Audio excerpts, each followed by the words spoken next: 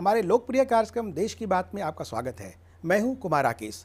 आज हमारे साथ हैं कांग्रेस के वरिष्ठ नेता सत्यव्रत चतुर्वेदी जी। चतुर्वेदी जी, देश की बात में आपका अभिनंदन है। धन्यवाद।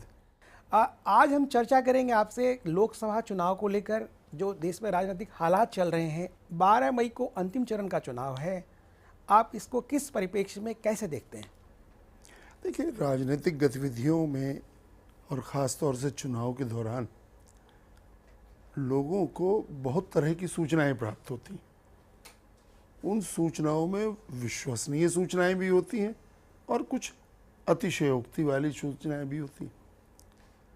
हमें थोड़ा सा कठिनाई होती है वास्तविक आकलन करने के लिए। आपको जब तक ज़मीनी तौर पर आप उन क्षेत्रों और जनता के संपर्क में ना हो, तब तक आप भटकने की संभावना ज़्यादा रहती है। मैं पिछले दिनों विभिन्न क्षेत्रों में दौरा करता रहा हूँ, कुछ प्रदेशों में गया हूँ। महासचिव होने के नाते जहाँ प्रभारी हूँ, बिहार में भी गया हूँ।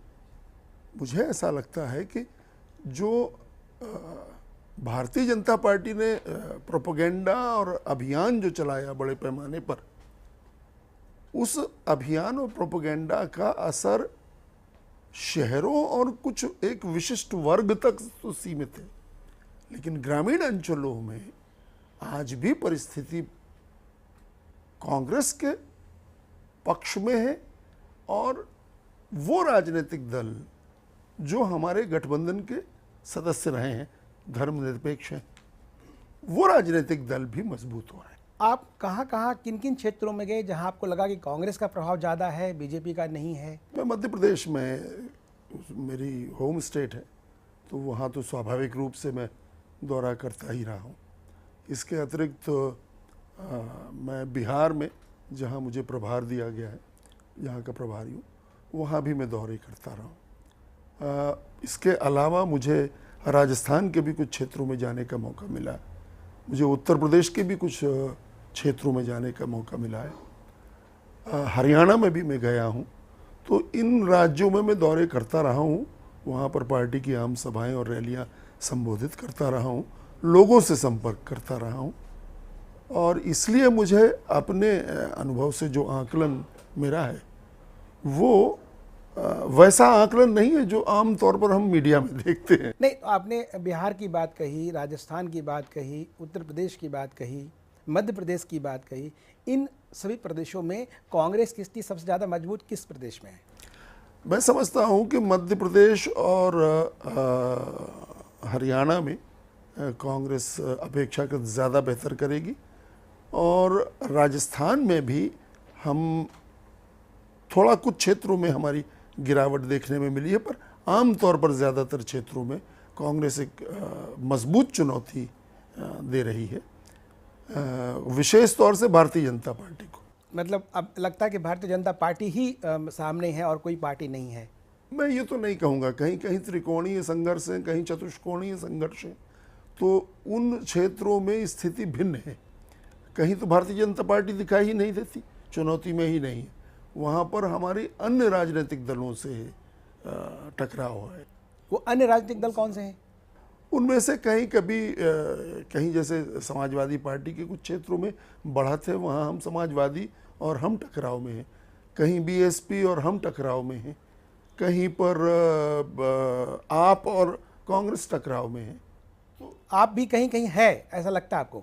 बहुत कम जगह पर, इक्का दुक्का जगह, इक्का दुक्का क्षेत्रों में देखने में मिला है कि आपके जो कार्यकर्ता हैं और जो वहाँ उम्मीदवार हैं, उनकी अपनी निजी लोकप्रियता, पार्टी की लोकप्रियता उतनी ना हो, लेकिन व्यक्ति की अपनी निजी लोकप्रियता वहाँ से। कुछ लगता है कि आपको सीटें मिल पाएंगी इस चुनाव में? देखिए, जो मैं फिर वही कह रहा हूँ, अपेक्षाएं और प्रचार बहुत होता है, अतिशयोक्ति बहुत होती है, और फिर आजकल तो प्रायोजित भी होने लग गया। तो इस तरह की जो सूचनाएं हैं वो अतिशयोक्तिपूर्ण जरूर है, बहुत ज़्यादा अतिशयोक्तिपूर्ण। आपकी एक बहुत सीमित अप्रोच है। दिल्ली के विधानसभा चुनाव के बाद लोगों ने कुछ ज़्यादा ही उम्मीद लगा ली थी। लोकसभा चुनाव में उनका कोई स्थान विशेष नहीं। आपने बीएसपी और समाजवादी पार्टी की बात कही, तो आपको लगता नहीं उत्तर प्रदेश के अलावा कहीं नहीं है वो? नहीं, ऐसा नहीं है। समाजवादी पार्टी और बीएसपी कुछ अन्य क्षेत्रों में भी है, अन्य प्रदेशों में भी है। हालांकि उसका मुख्य गढ़ तो उत्तर प्रदेश है दोनों का, लेकिन अन्य प्रदेशों में भी कहीं कहीं समाजवादी और बीएसपी के उम्मीदवार टक्कर दे रहे हैं। अपने प्रचार की बात कही, राहुल गांधी भी बोल रहे हैं कि उनके पास मार्केटिंग है, बीजेपी वाले मार्केटिंग में महारत हासिल है। लेकिन ऐसी क्या, आप 10 साल सरकार में रहे कांग्रेस, तो आप मार्केटिंग क्यों नहीं कर पाए जो मार्केटिंग की बात कही जा रही है? देखिए, संगठन के स्तर पर हमें जो सूचनाएं पहुंचाना चाहिए आम लोगों तक, या हमारी जो उपलब्धियां हैं उनका जो प्रचार होना चाहिए, हमें लगता है कहीं कहीं हमारा संगठन शायद उतना प्रभावी तौर पर वो प्रचार नहीं कर पाया। ये अपनी कमी हमारी हमें महसूस कहीं कहीं होती है। सरकार और के कुछ स्तर पर- प्रदेशों में बहुत अच्छा काम किया गया है, जी। क्योंकि ये काम सूचनाएं लोगों तक पहुंचाना, प्रचार करना, लोगों तक पार्टी की उपलब्धियां का श्रेय लेना। अब बहुत सारी केंद्रीय योजनाओं को राज्य सरकारें, जहां अन्य पार्टियों की राज्य सरकारें अपनी योजना के रूप में प्रस्तुत कर देती हैं। उसके लिए आपने अब कुछ नहीं अगर वहां हमारा संगठन सक्रिय है, तब तो फिर वो ये इसमें सफल नहीं हो पाती।